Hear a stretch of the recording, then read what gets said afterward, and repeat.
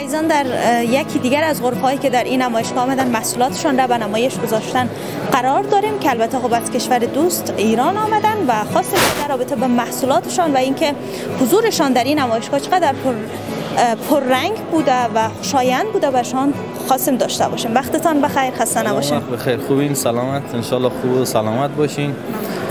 ما پنل‌های مونو انرژی رو که ساخت کشور ایران می باشد، دارای 30 سال وارنتی می باشد، آوردیم تو افغانستان انحصار کردیم و انشالله خیلی یک نمایشگاه خیلی بزرگ و خوبی بود برامون و ما خیلی موفق توانستیم که بعضی از دستاوردهایی که قرار بود تو افغانستان رو به دست بیاریم و انشالله که خیلی موفق آمیز بود برامون نمایشگاه و خیلی موفق بودیم در کار.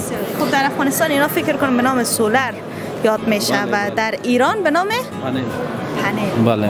چندمین بار هست که آمدین در نمایشگاه حضور پیدا کردین و این پنل ها را و محصولاتتان را به نمایش گذاشتین؟ از این پنل ها بار اوله که اومدیم تو افغانستان به نمایش گذاشتیم و قبل از این که پنل ها تو افغانستان اصلا نبود و بود تو خیلی کم و در کل بعد این نمایشگاه خیلی نتیجه خوبی داشت که توانستیم بیشتر از 100 مگاوات اومد صحبت کنیم با دوستان. انشالله که بتونیم فروشات بتونیم و با دوستان بتونیم همکار باشیم تو افغانستان.